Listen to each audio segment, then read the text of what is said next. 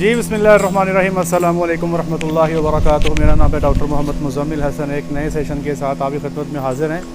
देखिए जी, जब आप मेहनत करते हो ना जी, तो फिर एक दिन आता है जब अल्लाह की ज़ात आपको उसका रिवॉर्ड देती है। मेरा मानना है कि ऐसे हो नहीं सकता कि आप मेहनत करें और वो रायगा चले जाए या ज़ाया हो जाए, ऐसे मुमकिन नहीं है। अल्लाह की ज़ात बड़ी आदिल ज़ात है और बड़ी रहम करने वाली ज़ात है जी। अब मैं बात क्या करने जा रहा हूँ, हम यहाँ पर आए हैं एक फार्मर के साथ हीफर सिलेक्शन के लिए। पहले डॉक्टर साहब ज़रा पास जाके ये हीफर्स दिखा दें जो हमने आज फार्मर के लिए सिलेक्ट की हैं।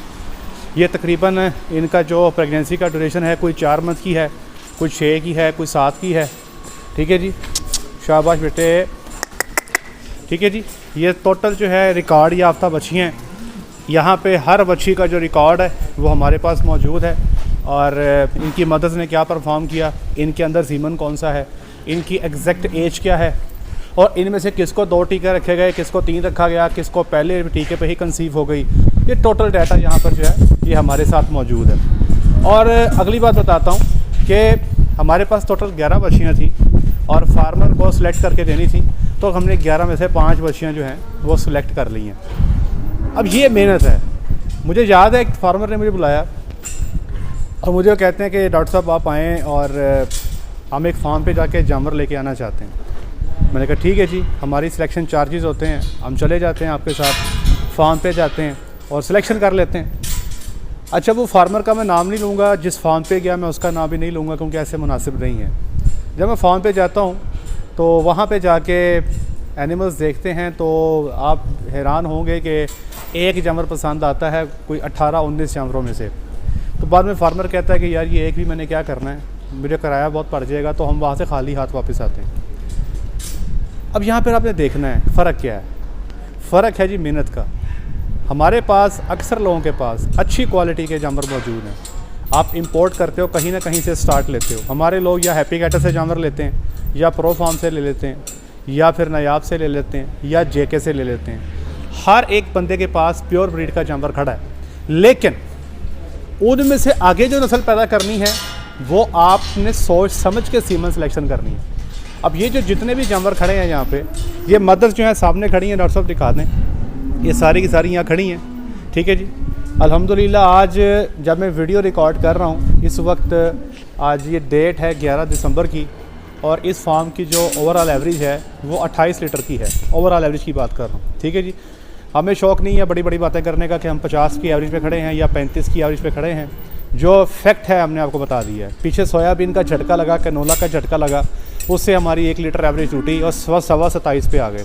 अदरवाइज 28 साढ़े 28 हमारी एवरेज थी। इनमें प्रेग्नेंट एनिमल भी हैं, इनमें फ्रेश भी हैं, कुछ एनिमल 40+ वाले भी हैं, कुछ 30+ वाले भी हैं, कुछ ऐसे भी हैं जिनको दूध देते लंबा अरसा हो गया, प्रेग्नेंट हो गए, 20 से नीचे वाले भी हैं। लेकिन ओवरऑल एवरेज जो है वो 27 लीटर की है। ये उनकी जो है जी वशियाँ हैं, उनके अंदर सीमन जो रखा गया है। देखें डॉक्टर साहब, आप दुआएं माशाल्लाह, इनके जो बॉडी वेट्स हैं, जो इनका बॉडी टेक्सचर है, अल्लाह की ज़ात जो फार्मर लेके जा रहे हैं उनके हक़ में इनको बेहतर साबित करें, वो मेहनत करें और उनके पास जाके परफॉर्म करें, डेयरी इंडस्ट्री ग्रो करे। ये परफॉर्म करेंगी, आगे जाके वर्क करेंगी तो इंशाल्लाह ये फार्मर कल को ग्रो करेगा और मज़ीद एनिमल भी लेके आएगा। तो साथ ही साथ ये छोटे बच्चे भी दिखा दें। ये देखें जी, ये अगले साल की पनीरी तैयार हो रही है। ठीक है जी, अब आप देखें कि यहाँ पर भी किसी किस्म का कॉम्प्रोमाइज़ नहीं किया जाता। बच्चे जो हैं उनकी फुल फ्लैश उनको केयर किया जाता है और हर बच्चे का मदर का रिकॉर्ड भी है, सीमन का रिकॉर्ड भी है, ईच एंड एवरीथिंग का डाटा लिया जाता है। और वो सामने दिखा दें डॉक्टर साहब, वो जो सामने अगर आप जूम करते हैं कैमरे को, मेरा कैमरा वैसे और बल्कि चलते हैं डॉक्टर साहब वहीं पे चलते हैं, वहाँ पे जाके छोटे बच्चे भी अपनी आवाम को दिखाते हैं। ऐसे ही बातें करते करते आपके साथ चले जाते हैं। ये जो जानवर है ये आपके सामने जा रहा है, ये अल्लाह के हुक्म से करने वाली ज़ात अल्लाह की है। मेरा नहीं ख्याल ये 40 से नीचे रहता है, बाकी करने वाली ज़ात जी अल्लाह की है। ठीक है ना जी, हम सिर्फ मेहनत कर सकते हैं, कोशिश कर सकते हैं।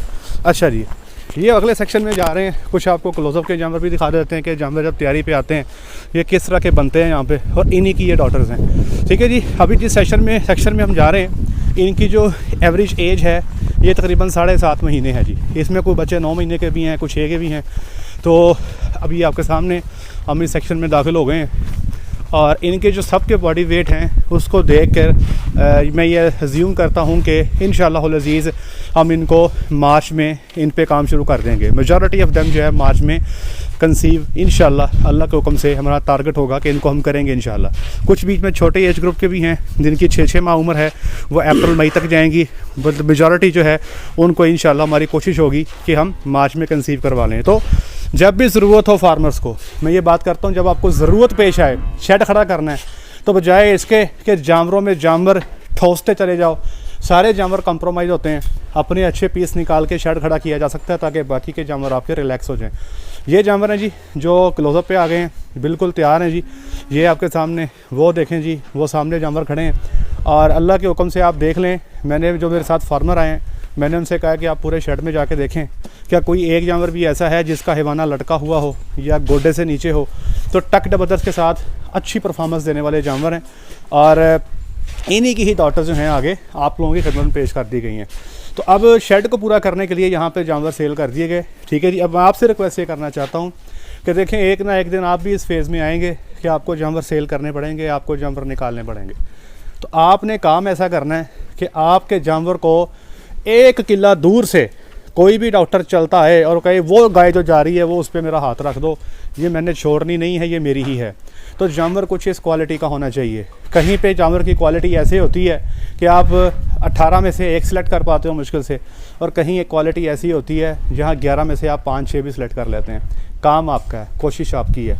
और यकीन करें पाकिस्तान को डॉलर्स की ज़रूरत है। हम अरबों रुपया बाहर भेजते हैं, मिलियंस ऑफ डॉलर्स बाहर भेजते हैं और इंपोर्ट करते हैं, महंगे जानवर लेते हैं। इस वक्त जो इंपोर्ट का जानवर है वो 3600-3700 डॉलर का आ रहा है, 248 का डॉलर लग रहा है। तो 9-9.25 लाख की गाय जो है आपको बाहर से पाकिस्तान में पड़ती है, जो जिसको 6 महीने संभालने, उस पर खुराक का ख़र्चा।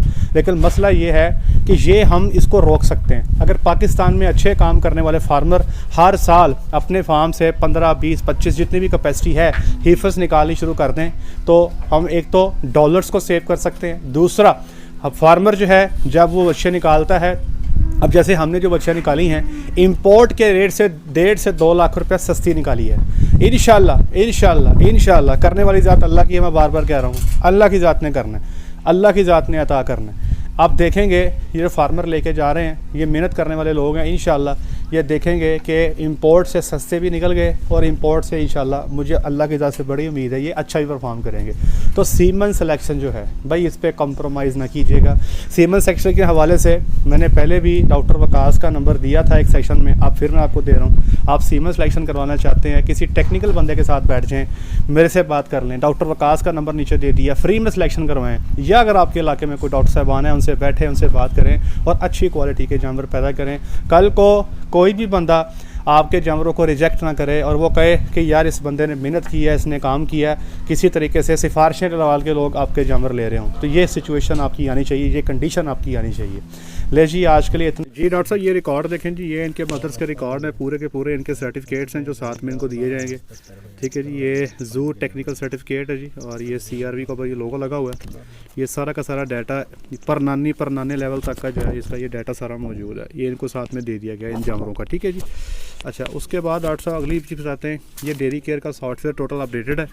ये इनकी मदर्स का रिकॉर्ड 21/12 जो है, ऐसा नज़र नहीं आएगा, मैं बोल देता हूँ क्योंकि लाइट का इशू है। 21/12 जो है जी जो सिलेक्ट की गई है, एकदम इतफ कर दें। 21/12 जो है जी इनकी जो मदर्स का जो दूध है वो बता देते हैं। 21/12 ने सूबे में दूध दिया 9735, ठीक है जी। उसकी माँ ने पहले सूबे की पीक थी 33.5 और अभी दूसरे सूबे की पीक है 40। दूसरी बच्ची है 21/22, उसकी माँ ने दूध दिया 10,000 लीटर दूध सूबे का, और पहले सूबे की पीक है 35, दूसरे सूबे की पीक है 48। 21/27 ये तीसरे नंबर की बच्ची है और इसकी माँ का दूध है 10,354। 35 पहले सूबे की पीक है, 42 दूसरे सूबे की पीक है। चौथे पे आ गया 21/28। इसका दूध पूरा अपडेट नहीं हो सका, वो हमारे पास डाटा पूरा मौजूद नहीं था, लेकिन पहले सूबे की पीक 36 है और दूसरे में भी 45 आ रही है। आखिरी है जी 21/30, ये 11,746 दूध है जी इसकी माँ का सूबे का, और पहले सूबे की पीक है 36 और दूसरा सूबा भी है कुछ 4-5 दिन पहले इसने बच्चा दिया ही है, तो भी पीक का अंदाज़ा होगा। उम्मीद है 50 कर देगी डॉक्टर साहब।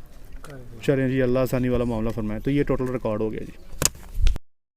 ले जनाब अली, इनके पूरे हैवाने चेक किए जाएंगे, इनकी प्रेगनेंसी देखी जाएगी, बच्चे की सूरत हाल, फीटल फ्लूइड्स क्या सूरत हाल क्या है, फ्रीमाइटस की कंडीशन क्या है, और थनों में सबसे इम्पॉर्टेंट चीज़ ये है कि थनों में फासला क्या है, और थनों में जो कोई हार्डनेस तो नज़र नहीं आती, या थनों के अंदर जो है कोई नाट वगैरह, और कोई थन अगर ब्लाइंड भी है तो ये सारी चीज़ें जो है यहाँ पे चेक कर ली जाती हैं, और मुकम्मल तसल्ली जो है हर एनिमल की यहाँ पे की जाती है जी। आज के लिए इतना ही, अपना ख्याल रखें, दुआ में याद रखें, 5 वक्त की नमाज़ अदा करें। अस्सलाम वालेकुम।